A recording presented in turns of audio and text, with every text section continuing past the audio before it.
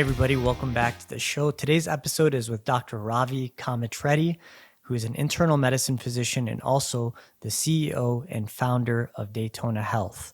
Daytona Health is a precision health company that provides premier concierge health behavior change to patients and professionals alike. In this podcast, Dr. Ravi and I talk about the problem with the current way we treat patients and how he imagines healthcare delivery in the future. We dig deep to discover the root cause of what's holding you back and what's holding patients back, and how we can break the vicious cycle that we all seem to face on our health journeys. Without further ado, here's Dr. Ravi Komatireddy. Quick note of the episode, we did lose video, so if you're watching on YouTube, we lost our video, so sorry about that, but I hope the audio is still sufficient. Ravi, welcome to the podcast, my friend. It's great to have you here. Great to talk with you about this beautiful startup that you're building, which is Daytona Health, which I'll let you describe in a second. To our listeners, to everybody here, I'm excited to have you guys back for the podcast. And Ravi, take it away.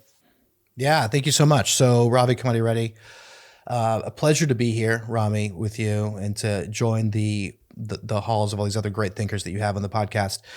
So I'm a physician by training, but also CEO and founder of a consumer digital health startup called Daytona Health.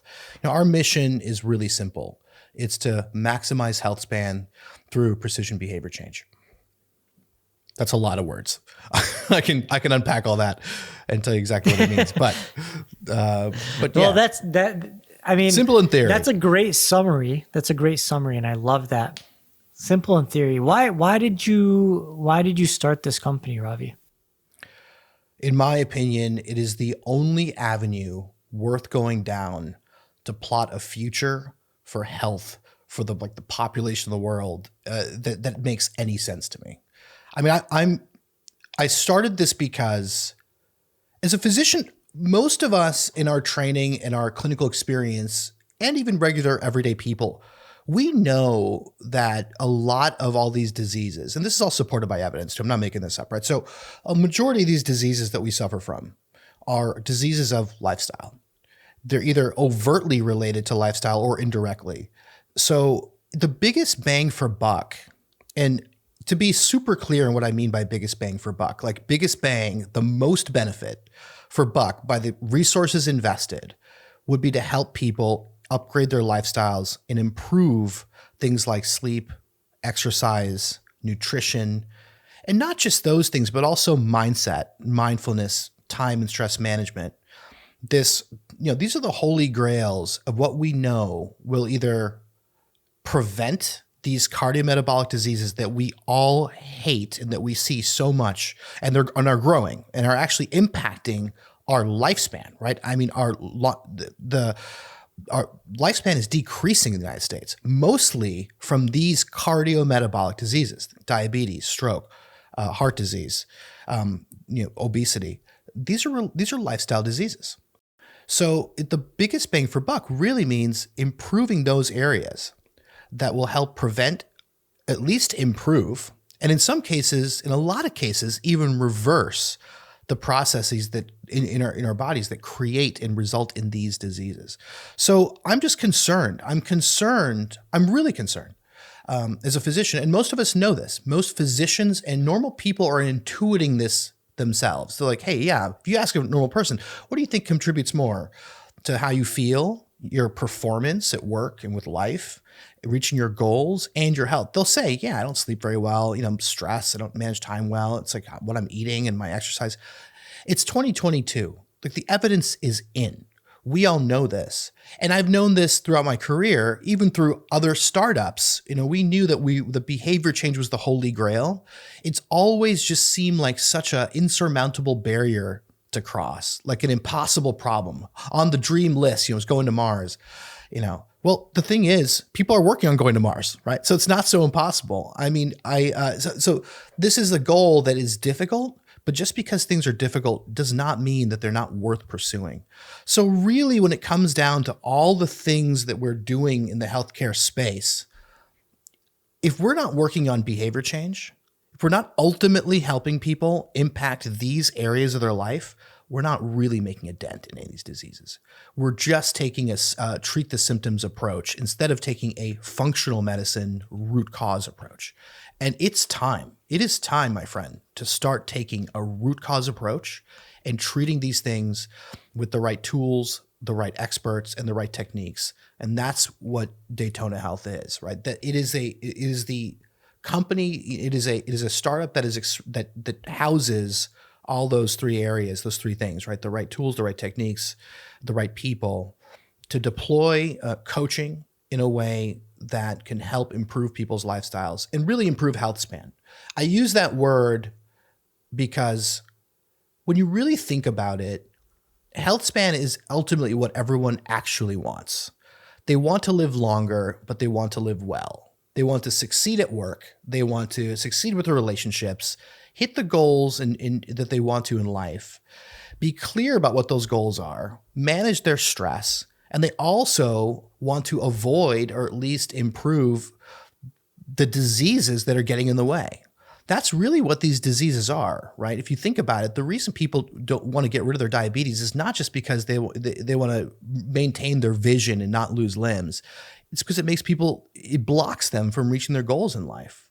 That's why we get healthy in the first place. Like if you really ask people why they get healthy, it's like, yeah, they want to live longer. They want to be able to go pursue the things they want to do in life. When you're tired and taking pills all day and just feeling like crap, it's like you're not able to do that. So health span is what we really should be aiming for. Our healthcare system, though, and before I should say our healthcare system, and if you believe me, if you believe me on the premise that behavior change is the biggest bang for buck thing that we can do to improve health span, and the data supports that, right? When you look at how exercise affects our longevity, prevention of disease, cognitive decline, I mean, like I said before, the data is in. If you don't believe that as a physician or a scientist, you're basically taking a flat earth type position in health. So everyone knows this to be true. We're all just struggling with how to do it. But you look at the current healthcare system, we're not really good at doing health span, are we? We're really good, if we take and you feel free to push back on me on this if you disagree, but I feel like it's time to take an honest accounting of what's out in the market and how we approach health span disease and the people involved and the systems involved. What are we really good at, Rami? And then what are we not so good at?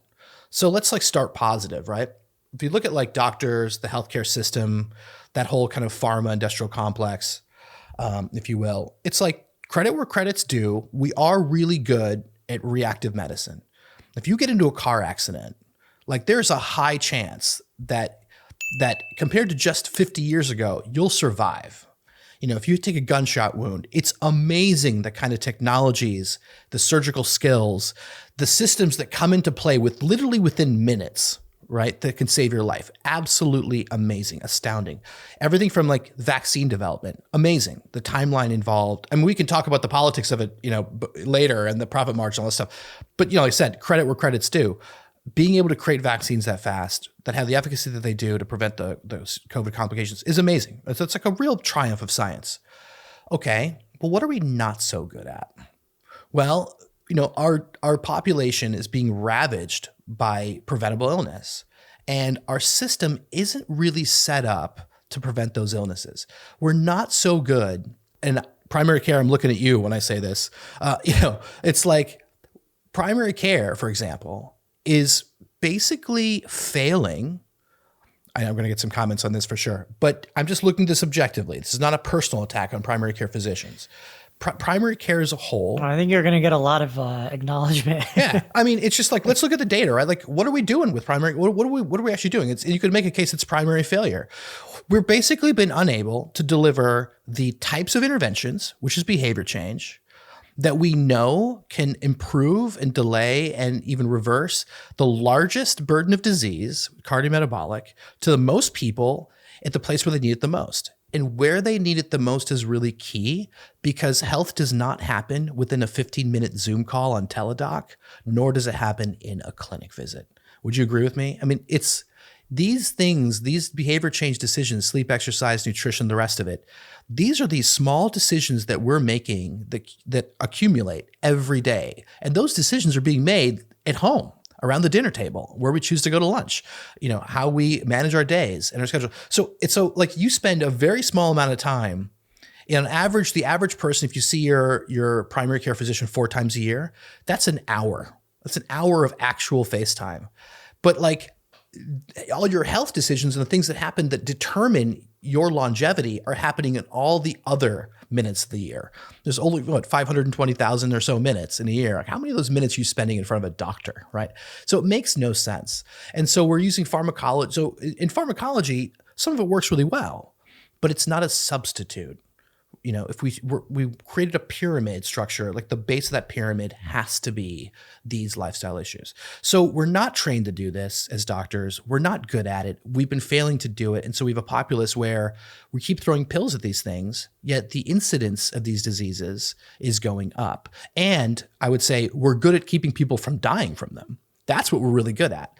So that's like honest accounting. Like if you have, what are the guidelines now for a heart attack in the United States? If you have a heart attack, it's 30 minutes to get, or 90 minutes to door to balloon time, right?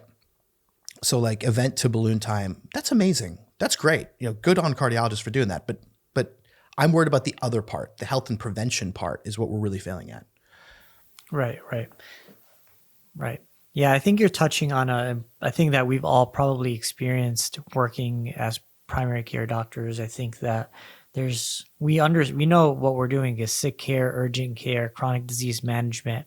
And, this is something I've always felt, especially during training, was that I wasn't really making a difference in anybody's life. Like I was following these guidelines and, I always had this kind of lingering question in the back of the mind of like, am I really helping them? Like, come on, like, are we just all kidding ourselves? I always felt like that.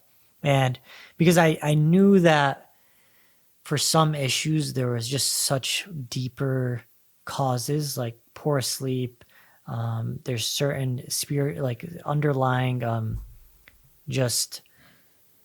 development that needs to be happening. I felt like the education requirements that were needed to really get someone to understand what their nutrition should look like, why they should be exercising.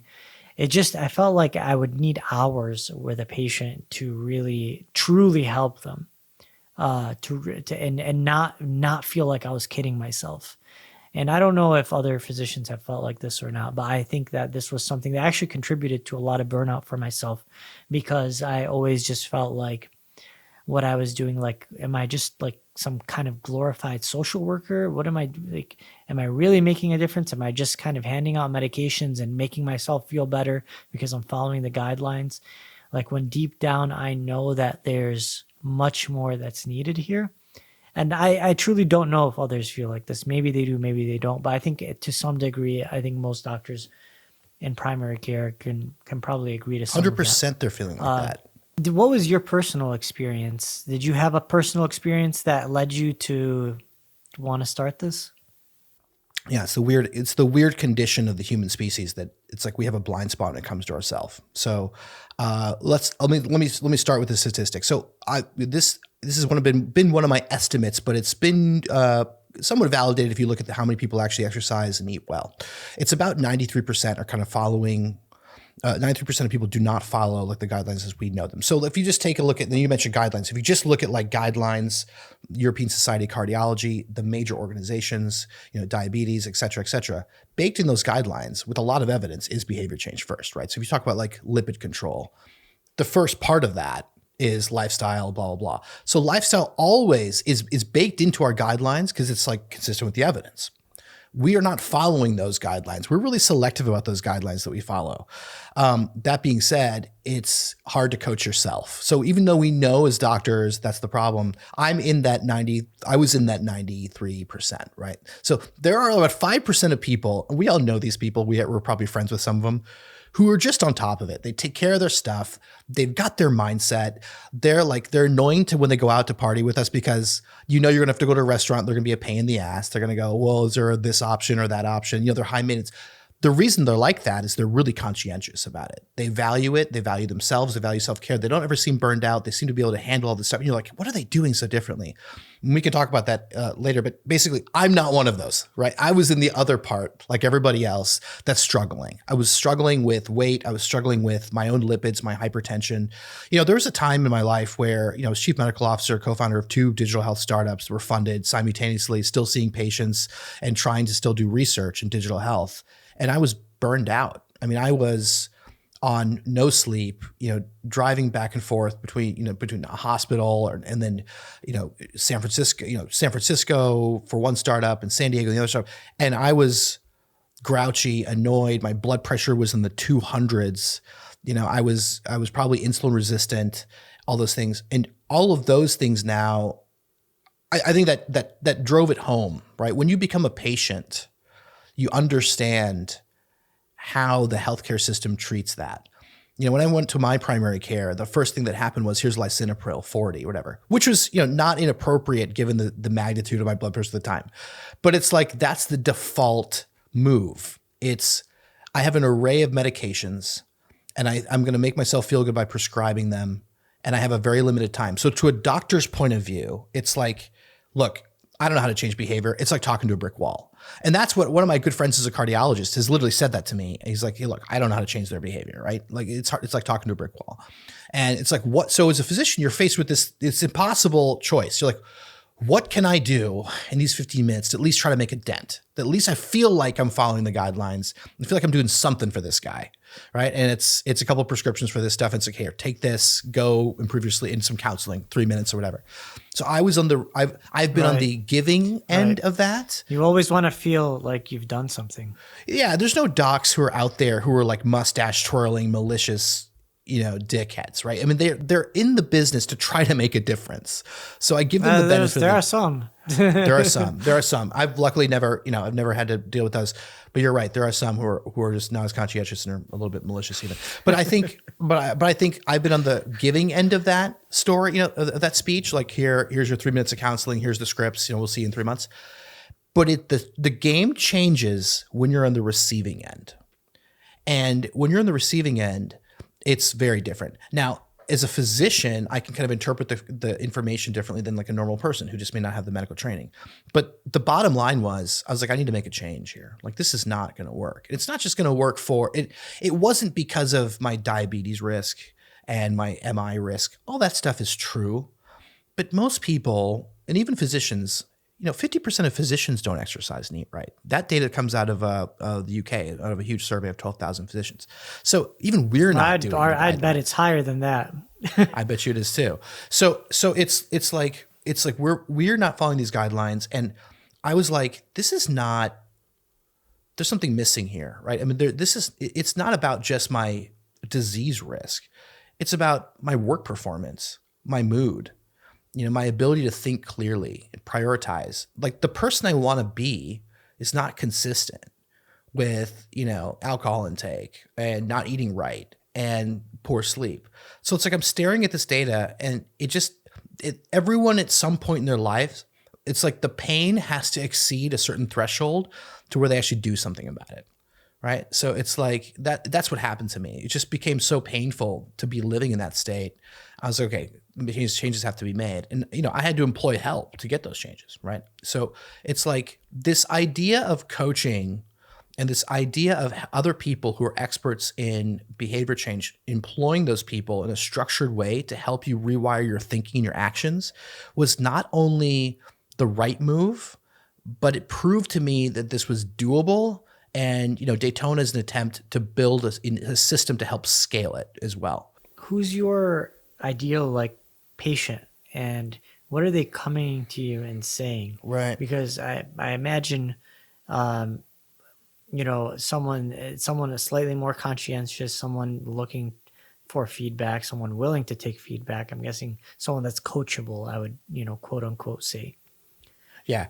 So, and this dovetails into what we were talking about earlier too, about what's out there in the market to help this problem. So we've agreed that this is the biggest problem, but it's like, so, but and the healthcare system itself is not super helpful with this. And plus, which is why this frenzy of telemedicine, just scaling more doctors in the old system is not going to help, right? That's not the answer either. It's a lot of, I think a lot of making a lot of noise in the pool, but really, you're not really going anywhere, just kind of flapping your arms around. So to answer your question, so Daytona, the way we've put together the program, our ideal client at this point, really it's the most important thing is this. If we delve into some of the behavior change science and some of the models, if you've heard of the trans theoretical model of change, it's a good starting point for us.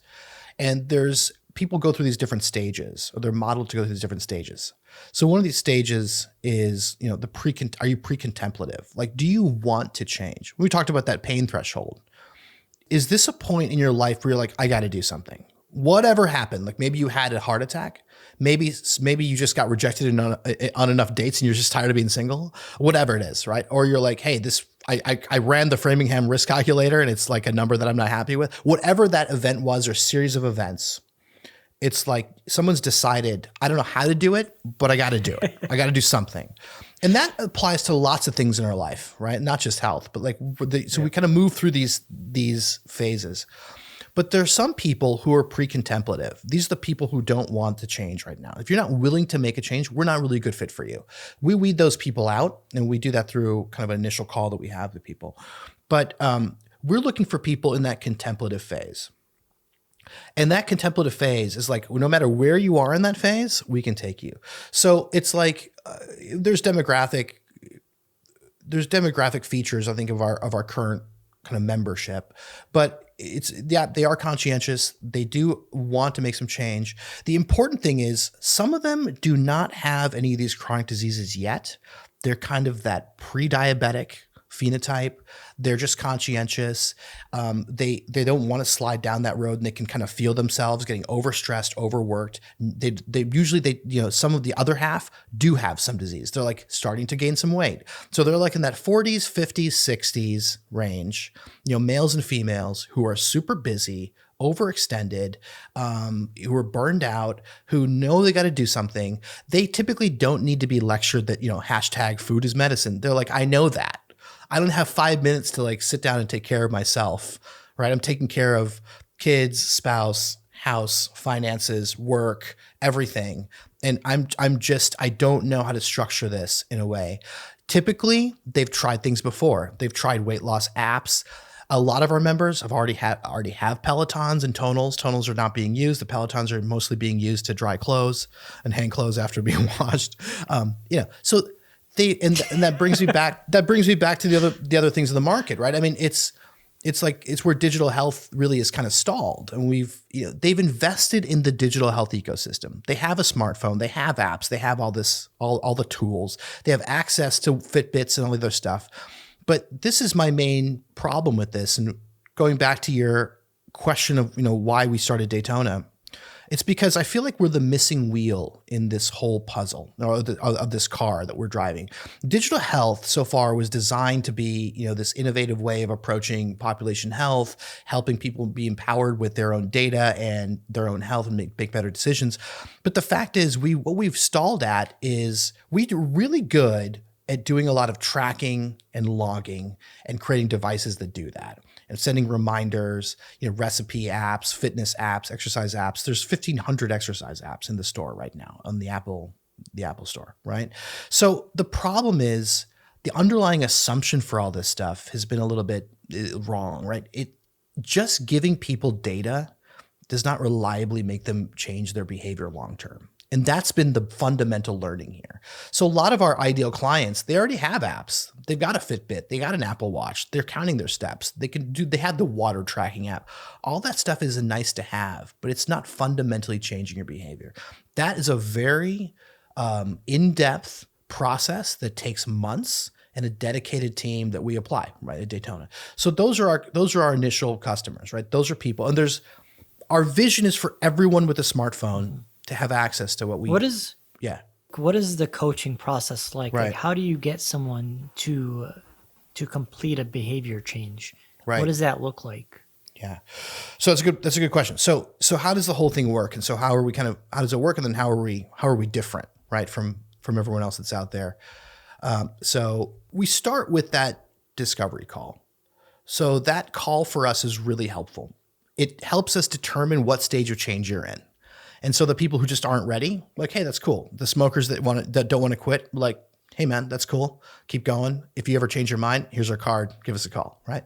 But once people go and kind of describe what their situation is and kind of why they reached out and what they want to do, then we're like, okay. Once people enter into our system, what we do then is figure out like what tools they're going to need. So everyone in the system just gets a number of tools, that could be considered perks, everything from a wearable, so like an Oura Ring or Fitbit. But we include in this kit a number of things that are really helpful that just help to take the barriers away from getting the data and be interacting with our team. And so things like a digital scale, a food scale. We include a number of things, a tripod for their phones. They can even get so we can do personal training and stuff and they can set things up. In other words, there's a really nice branded welcome box that just contains all the tools that they're going to need for this kind of 4 to 8 month journey that they're going to be on. The next step in that is what we call calibration. So calibration, Rami, is really important. Essentially, we're getting tons of data from each individual where we can create a personality and behavior profile. So some of this stuff is medical information, labs, initial labs, kind of form a baseline. If they have them, we get that. We're happy to accept them. If not, we actually send them to each member to get. We also get from the labs, not from just the labs. We also we do a lot of motivational interviewing. We're really trying to figure out in this phase what makes you tick, and specifically, we're finding out a couple categories of information. One is what we call captivators. It's like, why do you want to change and what do you want to change? Like, why do you really want to lose weight? What are the underlying reasons for these things, for the changes you want to make? And a lot of these are very personal and they kind of cluster around the things you would think: family, work, things like that. However, vanity. We try to go as deep as possible to try to understand why the change must occur, or what they're really looking for, how they envision themselves as a more healthier person. Essentially, what can health do for you? The reason we take the time to do that is this is one of the secrets to engagement for us. You can lecture people all day about cardiac risk or their diabetes numbers, and for most people, it's really hard for them to get their head around what that means. But if you really try to go deep and hit the underlying reasons, if you can hit those notes on their piano that resonate with them on why they want to do things, then you've got a number of reasons that you can use later in the coaching process, right? The second thing is, like we talked about, their baseline data and like where they're starting from. So the areas we coach are sleep, we coach exercise, we coach nutrition, mindset, performance. We include executive coaching to help with the work performance and all of the little details that can help people kind of succeed at their jobs and finding purpose, and everything from finding purpose and meaning to how to negotiate better salaries. And we also include life coaching. Life coaching is an interesting addition. It really helps and works synergistically with the health and the performance because it helps people manage their time, their priorities, their reactions to things, their stress. In addition, one of our tiers even has an executive assistant that we include in the program. So we do that because one of the most common things that we all experience is time. It's a problem with time. Everyone feels like they don't have time. Some of that is addressable by helping them reprioritize, right? We can't create minutes in the day literally, but we can when we teach them to say no to things. And part of the mindset change with health and behavior change is for everybody to start realizing that this is non-negotiable, that these health behaviors, sleeping better, protecting your sleep time, all the sleep hygiene stuff, spending 30 minutes a day to exercise, you have to put that in a circle in your mind that is things like picking up your kids from school. Right. I mean, you'd never hear a type 1 diabetic say, I don't have time to take insulin. It's non-negotiable for them. And that's the kind of mindset shift we have to create for people. Yeah. And some of that you can rearrange schedules and do things. But the other way to do it is just to help, right? Help take things off their plate and create space in their day. That's what our EA is designed to do. We call it a health valet. Ravi, I just want to jump in real quick. These are very high level services that you've described, and they all, Yeah. honestly, they sound amazing. I want to sign up myself. I'm curious though, how do you think the average person that's not used to having this kind of support would feel, or how do they react possibly to getting all of a sudden all of this kind of support or help or coaching? And does it take a certain kind of individual that's already super conscientious, super uh, proactive to really benefit from something like this? Or could you step into someone like some of our patients, maybe from like a FQHC or something, and provide something like this in a way that they'd be receptive to? Yeah, it's people love it. I mean, basically, I mean, this is it. The system is built specifically to be flexible. Everyone's different. And that's kind of our secret sauce, right? Is matching during that calibration phase. What we're essentially doing is figuring out what works for you. So we all know everyone needs to get 150 minutes of exercise. And we all know there's different types of exercise. And we're less worried about what type of exercise, what reps of what exercise to do. That's not what we're really worried about at Daytona. What we do is figure out not just to fit it into your schedule, but how to keep you motivated to keep doing it. And how do we do that is we use those captivators, and we combine those captivators with a series of text and video from these different team members in a way that doesn't overwhelm them. So it's these small changes over time with a very supportive team. We like to tell people that it's like having a digital angel on your shoulder that can help steer you and nudge you toward the right health decisions in these areas every day, slowly over the course of months. Now, Rami, can you think of a person that wouldn't appreciate that, right? I mean, it's hard, you'd be hard pressed, except for the people who just aren't ready to do anything. But most people, when we apply this, and we have members who vary from different socioeconomic classes drastically. They're all like the universal thing that we get, and we get a lot of feedback from them, is I've never felt so supported. This feels very different than anything I've tried before. So it's very personal.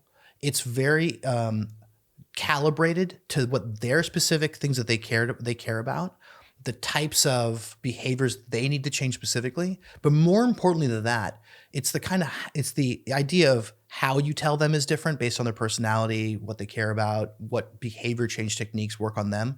I would say Daytona's secret sauce is not sending bland reminders that remind you to breathe or whatever. That's all nonsense. It's matching the behavior change techniques that exist in the science of behavior change with the right people, telling people or nudging people the right way to do these behaviors with this kind of diverse team.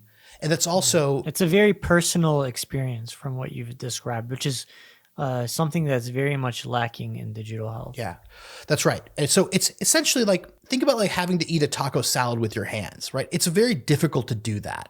So I feel like digital health is like that taco salad. You've got all these wearables, all these different experts, all these different regimes and ways to do nutrition. And what we've done is created the taco, right? Like, we've created, it's like something you can hold on to, or the burrito. It wraps around the rest of the ingredients and lets you take bite-sized chunks in a way that's digestible and that feels good, right? And that's what our coaching really is. It's this incremental change over time with a very specifically matched, personalized behavior change profile to you.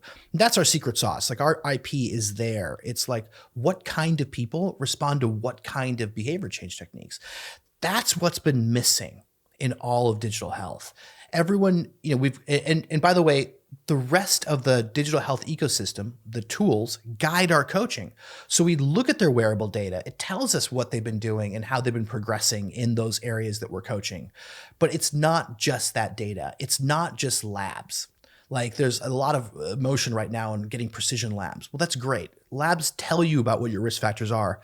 You come to us with that lab data, we'll help modify them. So this is the key to HealthSpan.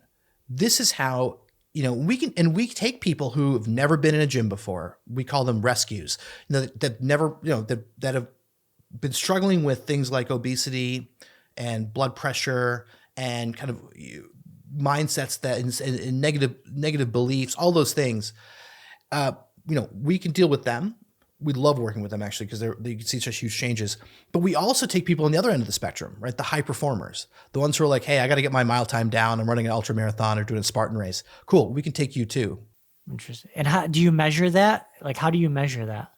They have a growth mindset. High performers are very different in how they think. Yeah, it's a very interesting question. So growth mindsets, there actually is a scale or two that does measure this in terms of mindset, but we measure it in terms of self-efficacy. So we measure self-efficacy through a scale. Actually, we use two different scales. Here's the thing, Rami. In all of healthcare, if you think about like, I would, let me put this to you. You tell me if you agree with me. In actuality, for overall health and longevity, the most important health metric you can ever measure with anybody is self-efficacy.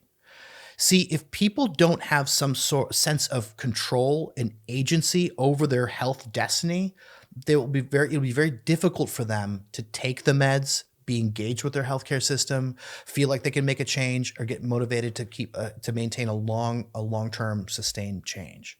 The kind of changes that we know and we're talking about that result in preventing those diseases that we're all worried about, right? Self-efficacy is something we don't measure very well typically in the traditional healthcare system, and we need to start including that as a more powerful marker.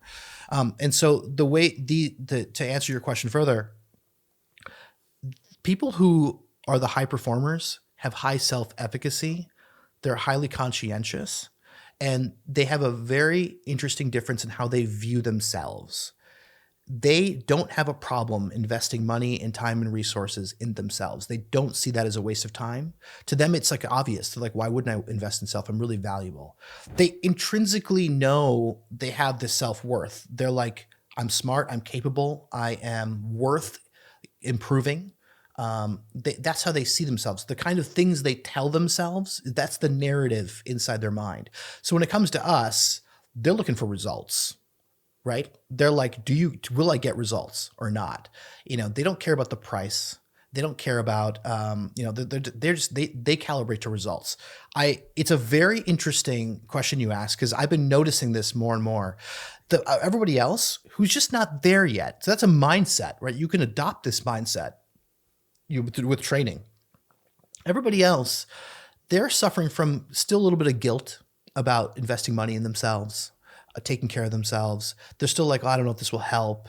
And, so they're just not there yet. Do you think that the healthcare system that's currently in place has jaded them to just see their health as something that someone else has been responsible for, like their doctor or whoever it is, and their doctors failed them, at least in their eyes, and they're just now a part of, they have a mistrust maybe, and does that translate over, or do you feel like they have sort of given up their agency to the providers or to the healthcare system, and they don't have any agency of their own? They haven't given up agency to the healthcare providers. They've given up agency full stop. And the reason is because they're like, I don't know, it doesn't matter. I've tried everything. It just never helps. The pills I'm on, I really can't feel a difference. So they've kind of checked out or tuned out. The ones who have given up agency have checked out or tuned out. What I will tell you, which is a pleasant surprise, because I know if you're a physician right now listening to this, and you're stuck in the bubble, right? You're in the matrix. You go to the hospital as a hospitalist, you're doing your 2 weeks on, and all you see, you're rushing through each patient, just trying to do the best you can. And you're cutting corners. That person needs to be taught about a variety of things you don't have time to do, right? It's hard for you to understand this, right? It's hard. You think people are jaded because they're not listening to you. The fact is, those patients, those people, I don't really like we even using the word patients, right? Because it puts this us and them thing, which isn't true. It's like people we're treating, people we're supposed to be helping. The vast majority of them want to improve. They want to feel better. They're waiting for someone to help them with this stuff. For some reason, it's not for some reason. I know the reason. Because we've been stuck in a very bad practice model for a long time, we think everyone's jaded with their own health. They're not jaded with their own health. They really care about their health. The vast majority of people want to feel better. They want to be better. I mean, most Americans, this is what I've noticed. The vast majority of them wake up tired, they're stress eating. They're not taking care of themselves. They have to go to work tired. They're taking care of kids tired. They come home, they sleep tired, and they sleep like crap, and they do repeat it all over again.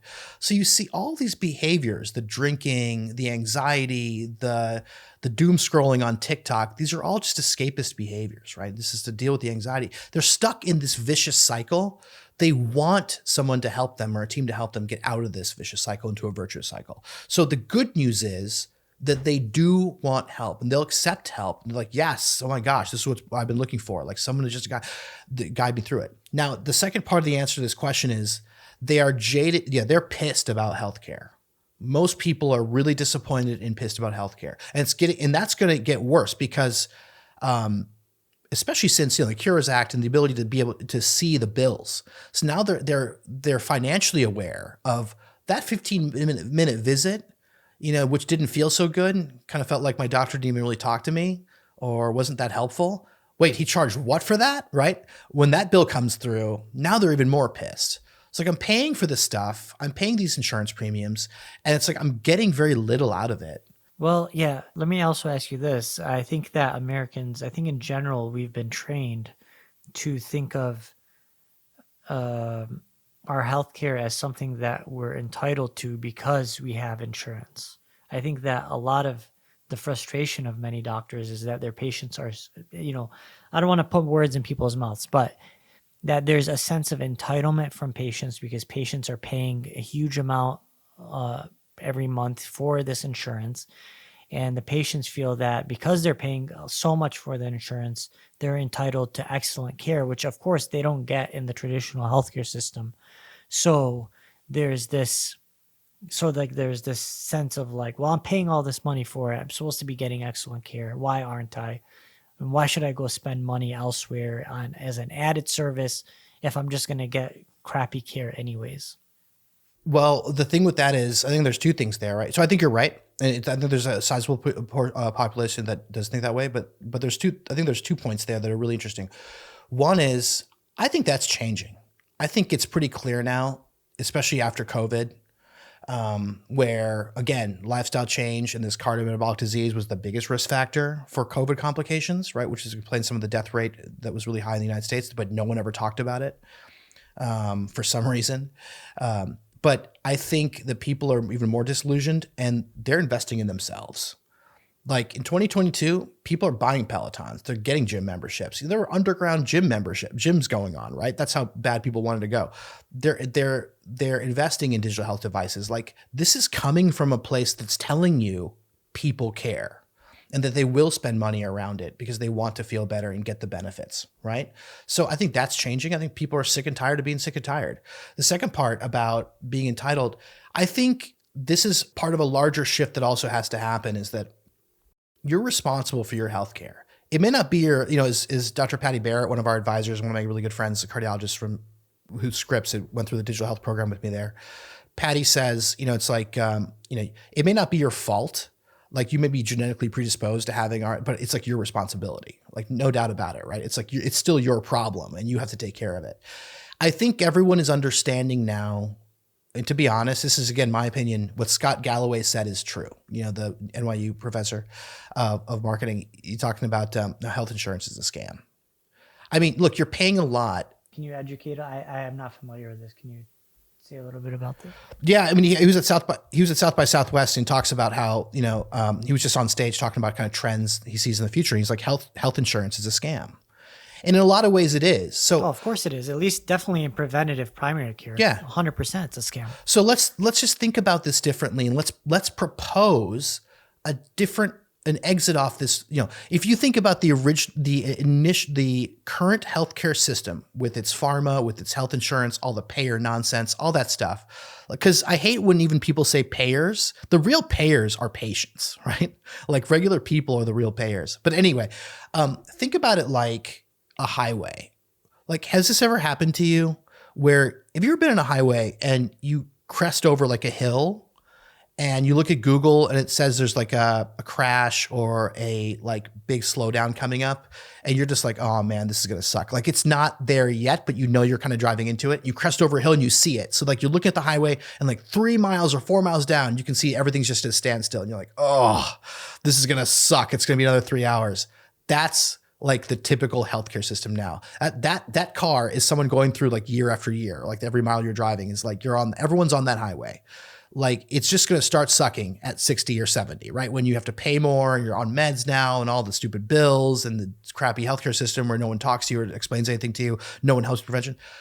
What I'm saying is services like Daytona are an exit off that highway. Like I'm giving you an exit off that highway right now. What if you take this exit? It may be a little bit slower overall, or you may have more investment in time, like in the beginning, because you have to spend some time exercising and on this team that's going to help you and eating right and all that stuff. But it's going to be clear sailing. You'll never be in a slowdown, and you'll have a more scenic route.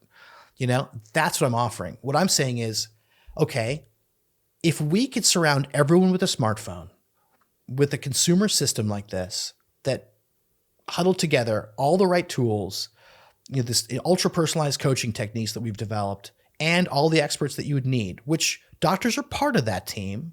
You know, we're thinking about adding them next year, but trainers, health coaches, dietitians, the EAs, the life coaches, right? And everyone had their own personal team. It was consumer. They don't answer to anybody but you. No health insurance, no, you know, we're not answering to your doctor. If you had that and we could maintain a higher level of health and prevent a lot of these diseases for a longer time, then you could take your insurance and go, well, I'd rather buy just catastrophic insurance, right? And that way, when things go wrong, we could use that. And that's what health insurance should really be. Health insurance is for broken bones and heart attacks. And God forbid, if you get cancer and you need chemotherapy or whatever, fine. But like, isn't that a better model? Isn't that what we're really aiming for? That's the way that health insurance is used in every other industry except healthcare. Yeah. You don't use your car insurance for getting an oil change or getting a tire alignment. You pay cash for it. And preventative services are usually in that realm anyway, which just makes sense because that's not what insurance is intended for. It's not part of their business model. We keep trying to push that ball. It's trying to keep pushing it in, like, which is what digital health is now doing now. Digital health almost has become a religion, Rami. I mean, I've seen this. I mean, you've seen this too over the last 15 years. It was like an approach. And there's things that we should adapt with it, like any science project. Like there's hypotheses that we have, and we should adapt. We haven't been adapting. It's like this religion of technology, that technology will solve problems and change behavior by itself, which it doesn't. And also that the payment model, right? That you have to go through employers and health insurance, otherwise it won't work. You won't have a viable business. And I reject that. I think that's ridiculous. I don't think that's the future. So I'm trying to paint a different future. I'm trying to paint, like I said, that exit off that busy highway to a much better route for most people. Ravi, can we use myself as an example, or maybe someone else that would be signing up for your service? Because I'm trying to get a better understanding of how this applies to maybe my life, or maybe somebody I know's life who could really use something like this. So, let's say I'm I work in a startup. I work a lot of hours and I'm busy, and I've got this health issue that I'm trying to get under control. Maybe let's say I'm 40 pounds overweight and I'm pre-diabetic, and I really want to get ahead of this. What am I going to get from a coaching or preventative service that I'm not going to get from just going and seeing my doctor? And because, I personally have I see no reason for me to ever go to my primary care doctor other than getting my blood work. Right. Well, maybe, I guess I have a biased view because of, I've got the training under my belt. But I think a lot of 25 to 45-year-old males especially feel this way, just don't see the value in going to a primary care. You're a primary care. And so I would see the value in going to a coach that gives me authority and control over my health, and lets me be in the driver's seat. But so using this example, let's say, how is this service going? What does my intake look like? What does the service look like? And what are the changes that I would be able to see in my life? Right. So first thing I'm going to ask you is, well, you'd link through us through a discovery call and you schedule that. And then when you schedule that, you're going to either meet with, me or one of our team, Yeah. right? So one of our coaches or one of our health coaches. And when you do that, we're going to ask you a number of questions. So we're actually going to take you through an exercise. So do the exercise with me right now. Let's just do it virtually, right? One of the exercises we do, imagine in your head a 2x2 or 4 circles. It's obviously we do it visually with Zoom. So it's easier to do this. We'll actually, the funny thing, we research everybody before leaving the discovery call. We'll look up at you'll look at your LinkedIn, we'll look at your Twitter feed, we'll look at your Facebook. We really want to know who we're dealing with. So we already have ideas of where you work and what you're up to and what the stresses you may face. It's a little bit, it's not, don't think of it as creepy. Think of it as us trying to get to know you so we can best serve you. Right. So I know you're a physician. I know you run a podcast. I know you're doing something outside of medicine, all these things. Right. So I have an idea of like what kind of stresses you're undergoing. Now I wouldn't know the prediabetes and all that stuff just yet, but I would say, why now? I'm not pre-diabetic, by the way. Right. Just for the example. No, I get it. No, I mean, yeah, definitely. I think you take pretty good care of yourself. But I would say, why now? So the question really starts with, are you in the contemplative phase of change? Are you just like thinking about it or dabbling, right? Why now? What is it you really want? So play the character, like, the character you were explaining, the picture you were painting there with kind of your pre-diabetic, overweight, all that stuff, like in the startup, you're living the startup life under a lot of stress. Like, what is it you want? Like, what is it you're really looking for? Why did you pick up the phone or why did you schedule the call? What does health mean to you? Yeah. Well, I'm looking for more energy and I'm looking to spend more time with my family, with my kids, with my wife, and looking to be a better husband, looking to make more money, looking to do all these things. Right. And Okay, so I'm taking it from a little bit of a different perspective, because I think that the real motivators, especially for men, I think is a lot of times around these things of like, being a provider, being a good husband, being a good father. These are the captivators we were talking about. So that name is a portmanteau of captivating motivators. Yeah, it's not that clever, but it serves our purpose really well. And this is exactly what I'm trying to find out. So I'm actually going to go deeper. So just make it up if you go along, or if you're parroting your real life, that's okay too. But like, what do you mean be a better husband? What does that mean? Like what does a better husband look like to you? What would that person be doing that you're not doing? Well, now? I'm not currently married, but to my future potential wife, if you're out there listening, this is I'm doing the work preemptively. But yeah, I would say something like, having more energy to go and, so I'm not coming back from work absolutely drained. So I'm more present in my home. So I'm, planning things in advance to do a trip together. I think these are things that a lot of, and I'm just speaking to a male audience in this sense, but I think that men generally want, right? Like they want to be more present. They want to be more engaged. They want to be happier and give their best self in every way possible. And a lot of times for men, it's like they go to work, they're absolutely drained from work, and they go home and then they're like, well, I don't have anything more to give. What do I give now? And I don't think they want to feel like that. Right. Absolutely. But you can imagine me going into, I agree with you completely. And I think, we really resonate a lot with female executives too at Daytona. And you'd be surprised, like they feel very similarly, to that too. I think the picture you're painting resonates with a lot of people, specifically physicians too, right? Because they're kind of experiencing this kind of unprecedented level of burnout, physicians, nurses, other allied health professionals. Okay. And then about more money, like what would more money allow you to do? Is it status? And be honest, is it status? Is it, hey, there's just something expensive that you want that you've always wanted? Is it something about your status in the family or being a provider? Like why? Why do you care so much?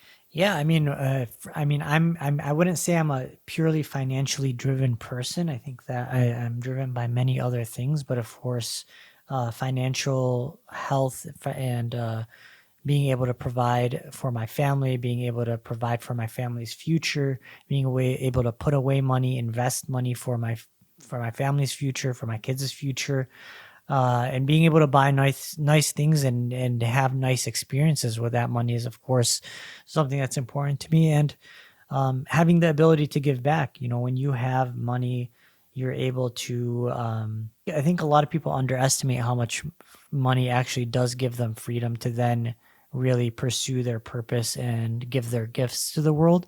Because if you're not really, if you're constantly thinking about money in terms of, I need this job because I need to pay these bills, then you're not really thinking in terms of, I have these gifts and I really need to go and give this to the world, and I really need to go and do this and that, and think in terms of a more kind of in a more purposeful sense. So money's important for me as a man, and I think for many people.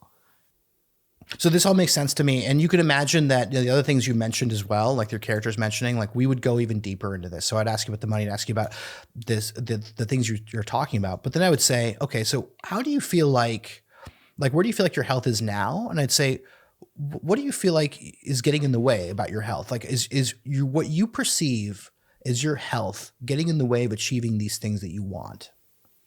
Yeah, that's a good question. I'll try to answer this from my own personal experience. But for me, I guess I will say one of the things, I mean, I've taken a big turn for my health has taken a big turn in a positive direction in the last probably year and a half after residency training. But during residency training, oh boy, was my health suffering.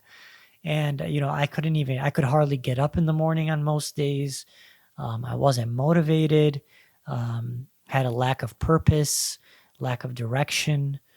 And a lot of that was fueled by just having poor mental health after, going through the training and the lack of taking care of myself during training. And I think this is a very, very common under talked about problem for exiting residents. Because you've been so accustomed and to this sort of lifestyle during training, then you're not really used to, you don't know what to do with your time and your freedom and afterwards. But for me, obviously, it was gaining my health back has been extremely important to living a better life, being more present, and being able to have more energy to get the things that I need to get done every day. Okay. So, and then see, this is such useful information, and already it's like this just takes time, as you can see, right? For us to kind of delve into these things. So and I'm kind of merging two steps in our program, our onboarding call and our calibration call, but these are the kind of questions we're delving into, and we're learning a lot from you. So let me go into just kind of the other categories of information we're getting. So we'd continue this until I really have an understanding of what these underlying motivators are.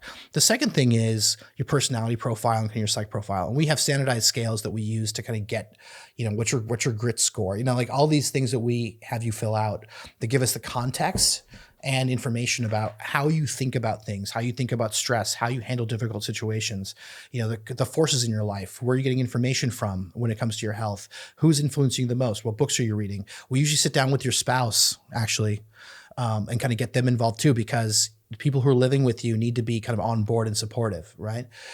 So this is not complicated, but it's an involved process. The other thing is, what are your labs now? Like when you say you're not healthy, pre-diabetic, I want to know the numbers. Let's see, what's your weight on the scale? All those things. So we'd be getting that information as well. So now we're painting a picture of you that makes a lot of sense. The exercise I was talking about earlier that we do specifically on the discovery call, even before we onboard somebody, it's a time priorities exercise, and we create kind of 4 circles. So bear with me on this, and it'll make a lot of sense why we do it. In your mind, think about your life when I say this. There's a circle of things that you don't care about and that you don't spend time on, like videos that you don't watch that come up on your YouTube feed, or Facebook things that you don't care about. And you're like, I'm not gonna spend time on that. You can think of 1 or 2 of those things, I'm sure, right? Things that you're just not interested in, and you don't waste your time on it. On the other end, there's a circle that's the exact opposite. Things that you really care about and that you do spend time on.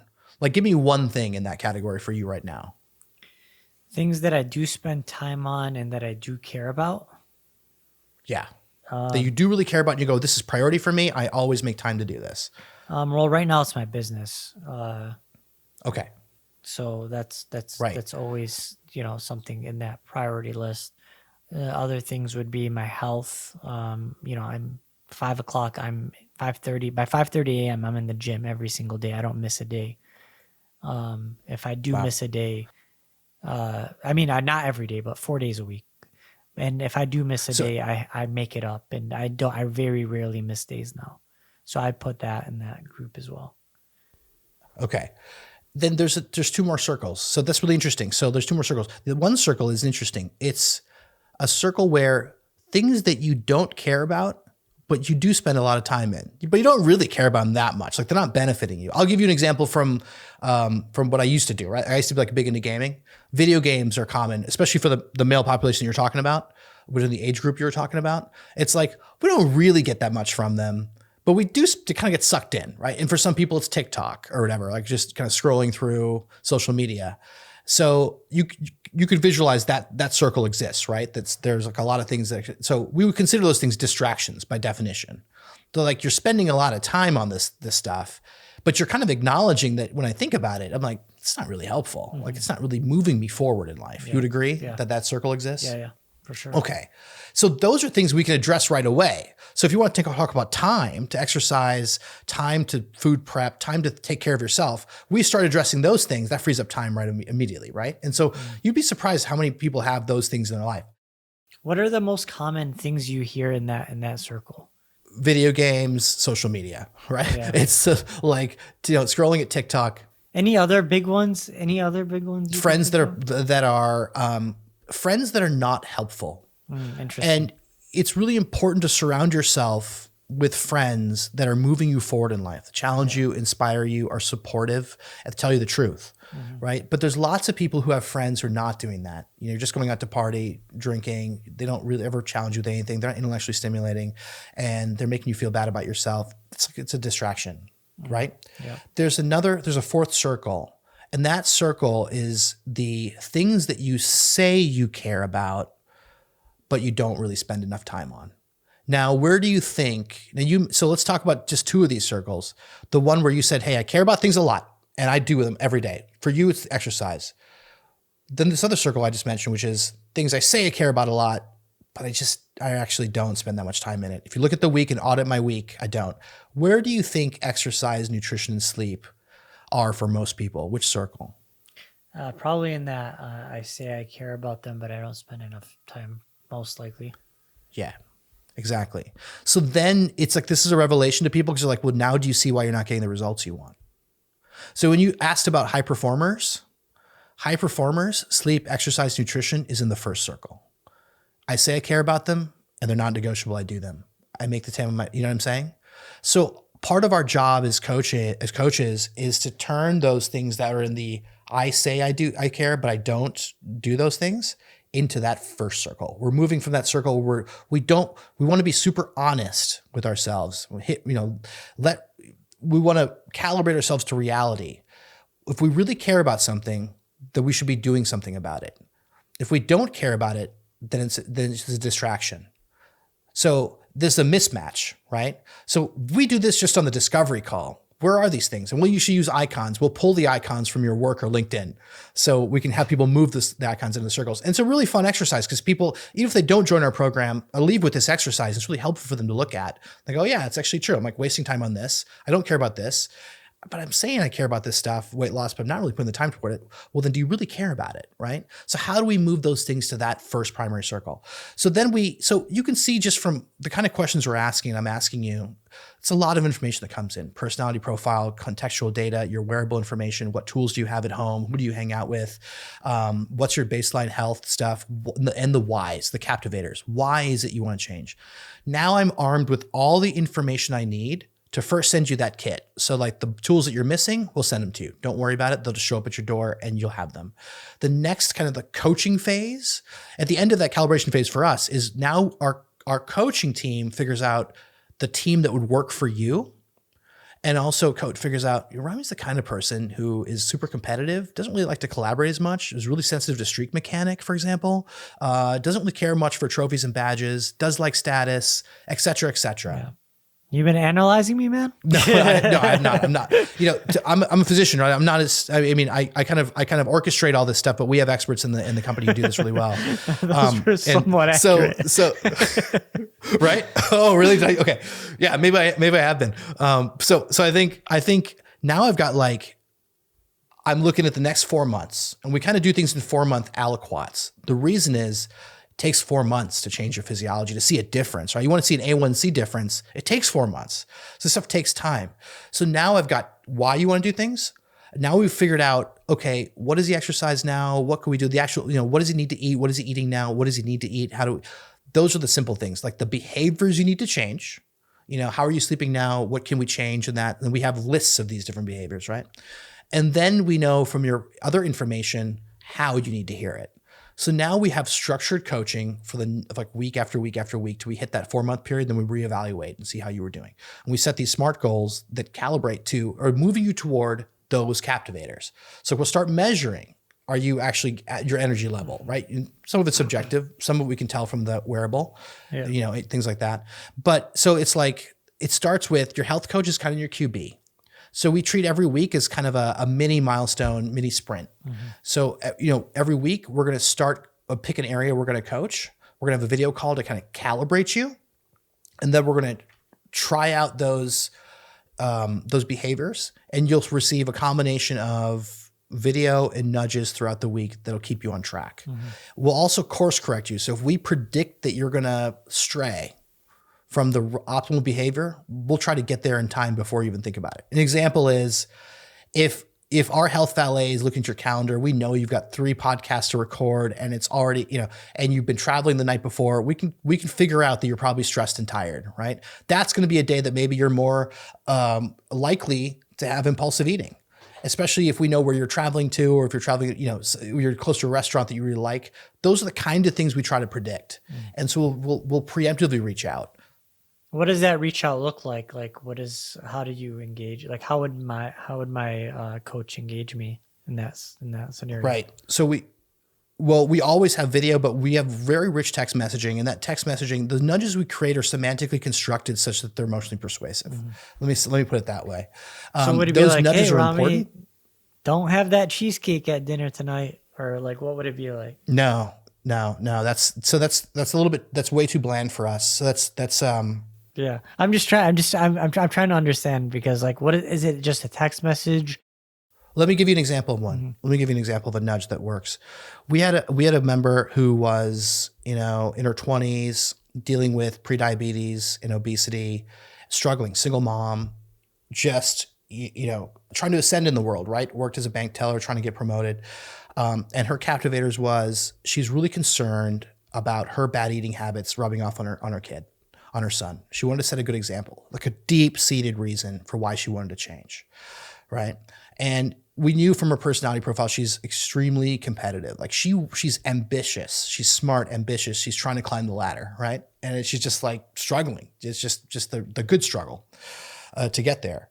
She's very competitive. And one of the behaviors that can really help with nutrition is not eating out, right? So like, having food prepared at home, a simple behavior. There's more detail. There's more detail on what she should be eating, all that stuff. But making a decision to stay home and prepare food versus going out. So that's the thing we'll have to nudge her on. It's like 5 p.m. I know she's going to get home. So the kind of nudge we'd send her is, hey, that like eating tonight, what if we did this? What if we, would you agree to eat at home tonight and not go out? What if we made that a collaborative effort with your son? Could you imagine how happy he would be? Is this someone who's already got a personal relationship with her? This is her health coach. So her health coach would be sending this, right? So yeah, wouldn't it be cool think about how happy your son would be if you're spending time with your mom and you're teaching him how to cook as you guys prepare food together. And then at the end of that message, we add the top 1% of moms do that. Okay. Now, do you see how that's much more persuasive, calibrated to her specific profile? Now, you see how that's also so different from like hey, don't eat out tonight and make food at home. Yeah. So that's the kind of things you can only create when you have the amount of data that we have and you form that personal trusting relationship. So your health coach is playing QB here and they're sending those nudges, but there's also other types of messages we send too. But importantly, in addition to that, now we're sprinkling in, so we're doing that for different areas of coaching until you master these skills week after week. So we start with sleep. Almost always we start coaching with sleep because that's the one thing you have to start improving before doing anything else. Exercise, nutrition, those things won't stick unless you get people. But in addition to the health coach, now you've got the dietitians, the personal training. We've got unlimited sessions of personal training. We've also then we start executive coaching. So now people are starting to get healthier. They're sleeping better. They're feeling better almost within the first week or two. And then we start the life coaching, executive coaching, and that's all spaced out in a way where it's not overwhelming, and it's kind of adds to everything. So they're kind of getting this holistic full 360 improvement, right? They're sleeping better, they're eating better, they're doing better at work. They've got their health valet taking stuff off their plate to help them with everyday tasks and to-do lists. It's cool. Yeah. It's really cool to see the change. And that burnout you were talking about earlier, right? About like not seeing results in the kind of the traditional primary care setting. We see results. We're seeing insane results. So it works. Yeah. And in your opinion, what is the part of this that people love the most? Or I guess, is it the accountability? Is it that there's someone holding them accountable to do certain things? Is it someone that's encouraging them to do certain things? For me, like I like being held accountable to things. I try to do it myself, but I know if that, let's say I got a workout partner, there's a 99.99% chance that I won't miss something if I'm accountable to someone else, because I just won't, I don't want someone to be left hanging because I didn't show up, or, feel like I didn't follow through with my word to someone else. Right. Whereas I'm good with myself too. When I say, so I'm going to do something, I'm going to do it, but not as good. So I don't know if there's a certain thing or trend you see as being the key motivator here. There's two things. They kind of work together. One is the idea that our team would know that about you and employ the right nudges or tools or techniques to do that. Is the thing that everyone really appreciates. So everyone feels like not just they're being super supported because they have a team, but it's that the team gets to know them so well that they've deconstructed, or, our underlying goal here is to ultimately, we have an AI approach that we're building that is going to help us scale this and to get even better at the personalization. That's like our key to success in terms of hopefully a venture-backed company, right? But so we can get this to everybody. But the seed of that is to deconstruct human health behavior and motivation in a way where we can make it computable. And that means we have to be really clear about how everyone is different. So we all say everyone's different, right? Okay, but what do you mean different? Like, well, all those things we talked about with that example of you, the different variables that make up you, what you want, where you are now, and how you want to get to where you want to get to, and the things that are important to you. So people appreciate that we take the time to understand that profile, that we understand that they're different and we know how. I would say if there's one thing that we do well, like the number one thing we excel at is we get to know people almost better than they know themselves. Yeah. I love that. Yeah. Once you do that, you can start taking them through any journey. The behavior hacking process, and we call it internally behavior hacking. We actually don't even call it coaching because it's so much more personalized. You could imagine that process could be used to teach anyone, anybody anything, right? I mean, it's just a way to change behavior. We're using it for health because we think it's the best way to use it. We're trying to do more good than evil here. Mm-hmm. But you could imagine, neuromarketing could use it to make people buy stuff, and they do, right? That's like exactly how Amazon and other companies, formulate the design that they use on their website and their interfaces and stuff like that.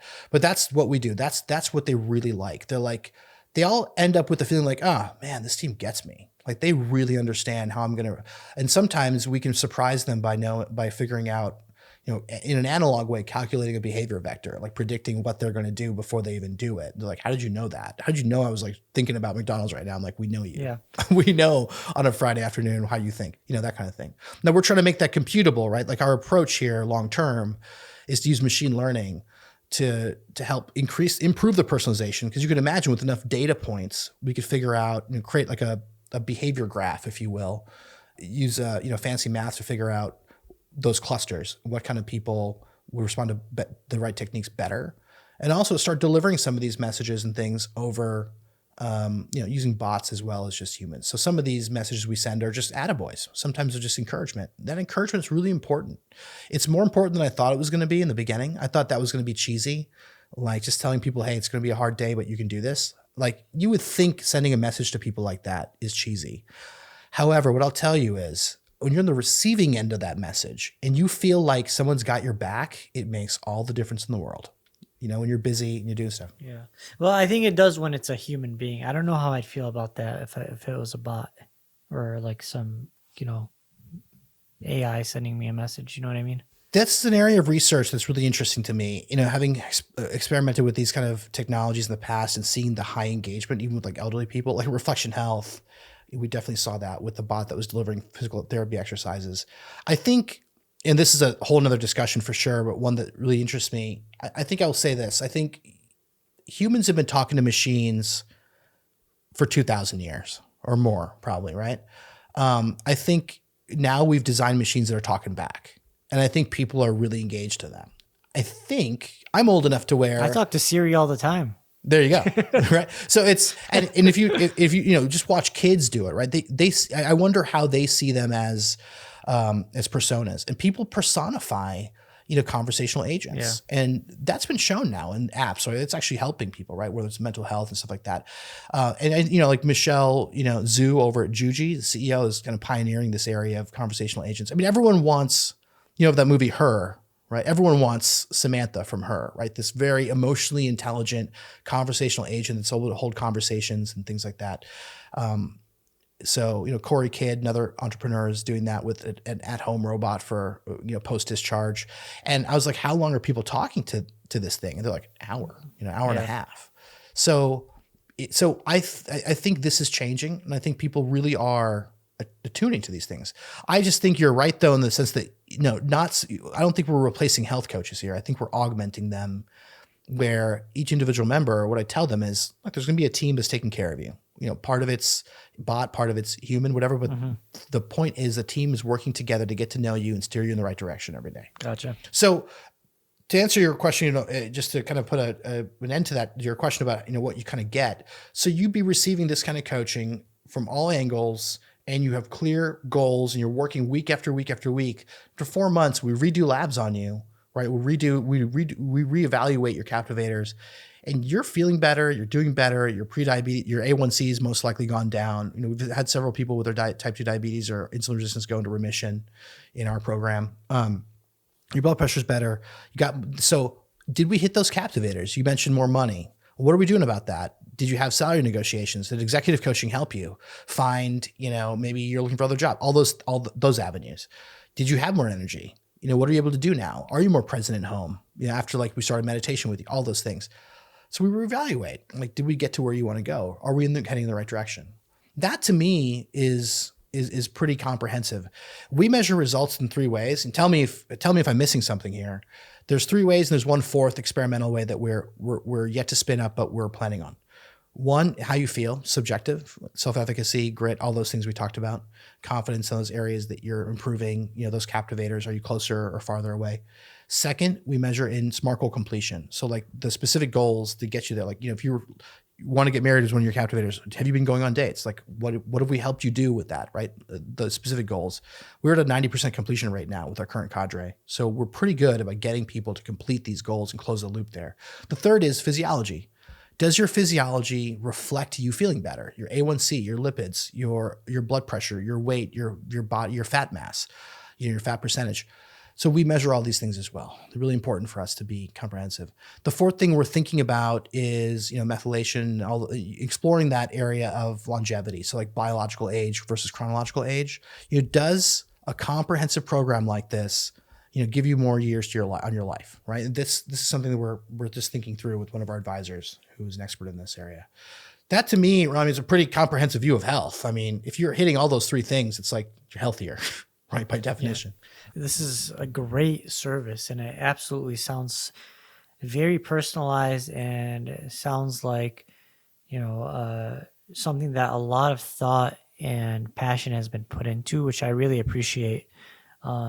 And I guess my final question, and really to address the elephant in the room, is like, what does something like this cost, and how does the everyday health enthusiast, or how does even the, someone that is, working probably a regular job, making an average salary, sign up for something like this and justify whatever the price is, because I think that's still, I think people are still a little bit hesitant to put money towards their own self development or health development, really. Yeah. So I think it's like really asking yourself, are you sick of it yet? Are you ready to make a change? Are you actually sick of living like this? And do you trust if your current healthcare system, your insurance and your, insurance companies, some of these our competitors go through insurance, they're offered, right? They have really low engagement. People come off them all the time. Like they have a serious engagement problem. My point is, if your doctor or that insurance company's offering is helping you, then more power to you, right? Great. I'm glad you're making a change. So I doubt that that's the case for the majority of people. So I think that the readiness is there for a lot more and that it's growing. But that being said, let me just frame how we're pricing it and how we're releasing to the market, and then it'll make more sense when I talk about the pricing. So I think of this like Tesla. Like, we had to reimagine kind of healthcare in a sense with Daytona. And like I said before as well, we're adding a primary care component to this with functional med docs or docs who kind of are on board with this model. We call this model, by the way, span-wise, where you were talking about it earlier, where the patient's in the driver's seat and everyone else is played to their strengths. Health coaches are on the same level as physicians, and everything else in between. They kind of form a equal plane of experts that help, which is very different than the way like things like One Medical does it or Carbon Health, and very different from our traditional kind of healthcare system too. But that being said, to illustrate the power of what we were doing, we had to kind of employ all these people and use kind of a lot and have them spend a lot of time.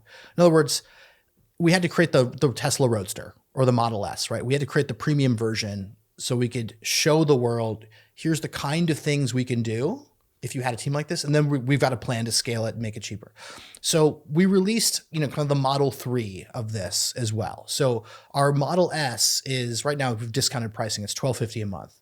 The reason that's priced that way is because if you think about how much people are paying right now to employ those services, like you had to go find executive coaches and all that stuff by yourself, it gets a lot more expensive than that. So we've bundled it in a way and been able to create a price that works. The full price is more, but we're open to members right now. We have lots of spots open at the discounted pricing, so we want to create a community and get people results. So that $1,250 is very affordable when people like the average person paying for personal training is paying $600 to $900 a month just for their training. Whereas for us, you get that training included with unlimited sessions with all these people. We don't count sessions. We think that's a really that kind of hamstrings the whole thing. So that's the whole shebang. The welcome kit, the Oura Ring, Fitbit, and all the other tools included. We guarantee results. Like if you're not hitting your goals, we'll coach you for free until you do. Like we're serious. We don't let our clients fail. Like that's our number one rule. But we had to, to your point, it's like our goal here is not to get people who can just afford that and create this business like that. A fundamental goal here is to change how we view health and healthcare and get this exit off that highway like I was talking about to the majority of people. So the real vision is everyone with a smartphone should have this, just like you get Siri with a smartphone, right? You don't pay extra for this, the world's best AI assistant, which probably costs $3 billion to make, right? At least. It just comes with your phone. Like what if everyone with a smartphone just had Daytona or this kind of comprehensive span-wise model of health or health coaching included? That's the ultimate goal. But to get there, we have to go in stages. So like the Model 3 for us is the $399 option. And that's super competitive and it's priced competitively to the other direct-to-consumer offerings of things like Vita and Virta Health and stuff like that. So that price will go up a little bit when we add docs, but that's still a better deal, right? Because you get the prescription management. Some people need meds, and doctors are really good at some of the more hardcore medical problems and the medical decision-making. Nothing substitutes for that. That's really our strength, right? So that comes part of the package and the price goes to $499, and that's still very tenable for us to do. And that to me is an awesome price. That's cheap enough, but that's still millions of people that can afford that. Ultimately we want to create what Tesla probably will do, which is create the Model 1 or something, right? The entry level thing. And hopefully that's still coming. And the Model 3 equivalent for us right now, we call it Daytona Core. We don't include the executive assistant. And some of those perks go away because we just have to get the core stuff out. So people just want to get started. Like, I want to make a change. I want something personal. I want this to work. I want results guaranteed if I put in the work to do it. And I've tried Noom. I've tried all these things that all they do is our calorie trackers send me a bunch of reminders and they say coaching, but instead I just, those companies have basically, due to business constraints and, trying to figure it out themselves, I think in a lot of ways they've created, the equivalent of coaching call centers. There's nothing personal about my experience when I use Noom or Komatireddy Health, right? So you're getting the personal part and the behavior hacking process, the tools, techniques, and the people in one package. So that's really how I say we're always different from everybody. Functional, look at root causes. Behavior hacking doesn't exist anywhere else. In-person coaches are good at it, but they don't come with all the other parts of the puzzle that we do. And third is we're unified. It's one unified platform that contains everything. So you don't have to go hunting for it, and it's all integrated. So everyone sees each other's notes. They figure out the progress, collaboratively with each client, with each member. It's a membership model, and then we want to get that price down as much as possible so that everyone can have a go at this. That's really the goal. The goal is to have everyone. Why is not every 18-year-old, right? Imagine the health of our country as a whole. Right? Imagine the burden of disease if in 50 years, this became the default way we did preventative healthcare for everybody. And so they were making just better decisions from when they were 16 years old. That's the goal, right? That's what we're trying to aim for. It's a moonshot, but screw it. Like we went to the moon right, eventually. We got there. So it's like, you got to try. So, to circle back around to your first question you asked at this podcast was like, why am I doing this? Like, that's why. That's our vision. Like, we won't stop until we hit that vision. Well, Ravi, I really appreciate your passion and your vision for what you're building. And I really appreciate that you're putting so much thoughtfulness and personalization into this sort of healthcare product, which I don't see a lot in digital health. So I want to first off thank you for giving us such a great comprehensive rundown of what you're building, why you're building it. And, I'm deeply inspired, and I'm actually very interested in the product itself, and I hope to become a customer myself. Would love for you to just share with our audience where we can, have them get connected with Daytona or connect with yourself and learn more and be a potential user of Daytona Health. Yeah, absolutely. Thanks. Well, first of all, it's been awesome to be able to explain this in detail because there's so many aspects to what we're doing. It's good to have the kind of a safe space and the time to kind of breathe and talk about the details. So it was fun to do that with you. Happy to have you as a customer as well. Well, you can always reach me at my email, Ravi at, Ravi at daytona.health, and happy to connect you with our coaching team or take you through discovery call. You'll find the link to the discovery call at our website. So www.daytona.health. And it'll give you a little bit of an overview of what we're doing and how we're doing it. And some of the things on the website will be familiar to what you've heard here. Happy to, accommodate anyone who just clicks on the discovery call question. There'll be a few questions there on type form. A Calendly link will pop up. And it's 20, 30 minutes of your life. It's well worth it. We'll do the exercise together and we'll talk about what every individual is actually interested in. And we'll see if we're a good fit. Like, we don't want to force behavior change on anybody. That's not the way it works. But if you feel like it's a good fit, happy to do it. Awesome. Ravi, thank you so much, my friend. I really enjoyed this recording together, and we'll be in touch. Yeah, definitely. Thanks.